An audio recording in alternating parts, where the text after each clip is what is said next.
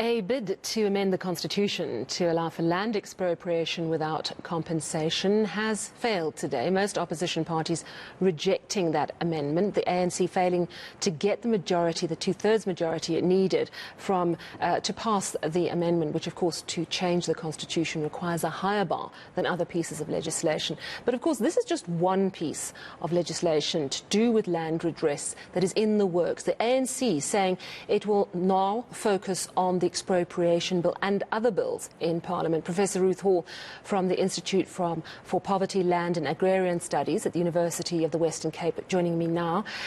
Prof, thank you so much for your time. To what extent do you see today's failure to get an agreement to pass this amendment to change the Constitution as a bit of a litmus test for the other pieces of land-related bills? Thanks so much, Sally. I think it's actually quite different from the other land bills. Today, of course, is the culmination of nearly 3 years of discussion about changing the property clause in the Constitution.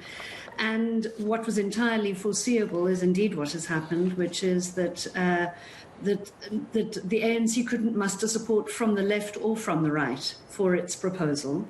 The ANC itself has been internally divided on this matter. And there have been those within it who tend to side with the EFF on the land issue. But actually what the final version of the bill shows is that the dominant force within the ANC did not want to make substantive changes to the Constitution. And so the bill that failed today was fairly empty. It sort of permitted the state to consider cases where there might be no compensation.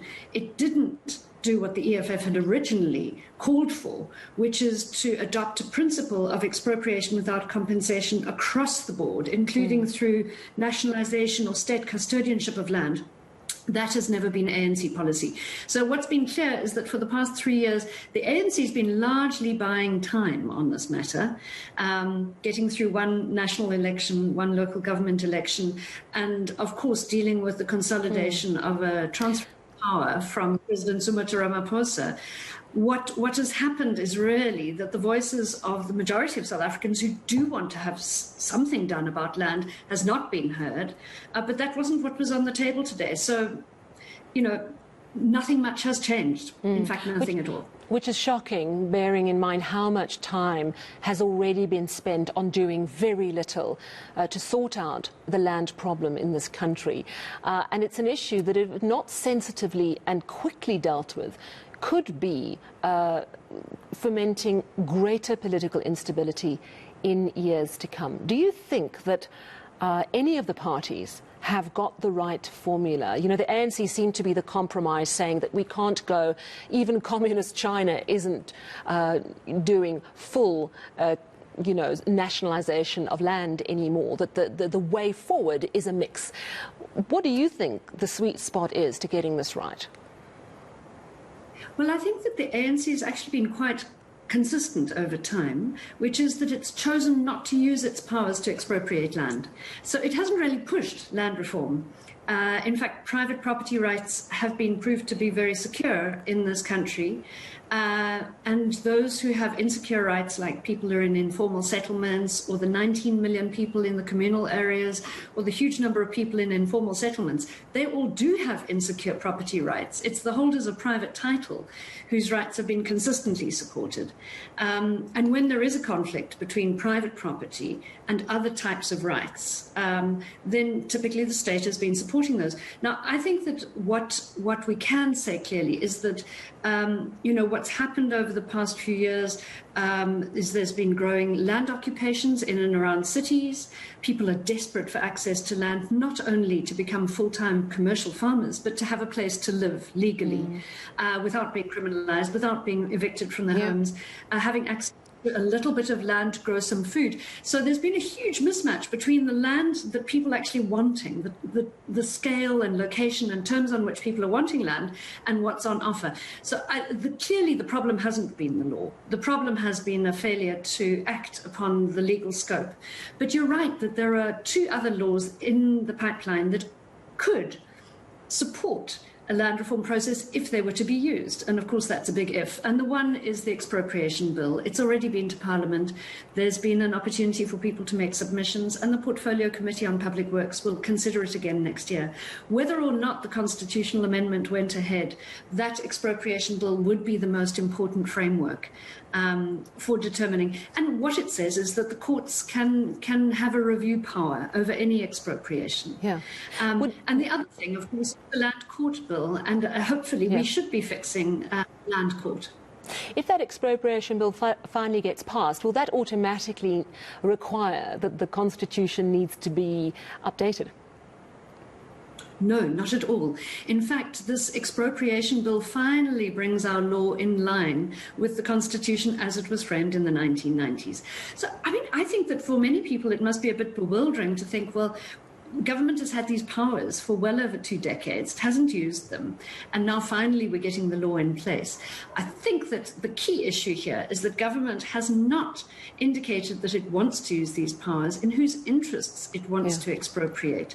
And what kind of rights it wants to give to people. Up to now, we've actually had the state holding on to a lot of land and not giving it up easily. So the problem is not only the state getting land, but also the state's incapacity to effectively redistribute it. So you've said the phrase up to now. Can I see a silver lining that perhaps the state is now saying, right, now is the time to get this right? When I spoke to Minister Ronald Lamola, who participated in today's debate, he mentioned that there's, I think, 700,000 hectares of state land that is being released. Is that significant? Is that signalling a sea change in the approach to land reform at all? No, it's not. And I'll tell you why. This was announced a year ago, last October, by Minister Didiza. 700,000 hectares of state land. We got the database, we've mapped it, and it's clear that the vast majority of that land is located in the communal areas. In other words, it's already occupied and used by black communities. It's not under commercial farms. It's not being used for state purposes. So when the state is now saying we're going to redistribute that, what they're essentially saying is they're either going to formalize people's occupation of that land, or in fact, in some cases, is trying to evict black families who've been on that land for 50 years to redistribute it to other black farmers. And this is particularly the land around former Bophuthatswana, some of the other former homelands, where white farms were bought up in the 60s and 70s for incorporation into the homelands. So what I think actually is happening is that the state is using, in a time of economic turmoil, of political dissatisfaction, is actually turning to land as a source of political support and patronage even. So I think that actually we are in a very difficult situation now. The economy is in a terrible state, and it's almost inevitable that in a society like ours, when other things are not going well, land represents both the economy but also people's sense of ownership. So I think that what we can expect is a lot more dissatisfaction around land, and I would imagine we can already see the signs that a lot of the flashpoints are not actually rural. They are urban and peri-urban, and people want to see land in urban areas. And while government has been debating whether or not to change the constitution, in fact, the state continues to evict people from in and around cities. So the flashpoints around land rights continue to be felt, and I think that we see this continue. I have to ask, just in 30 seconds, what one thing would you like to see changing quickly that would make a big difference? A right to land.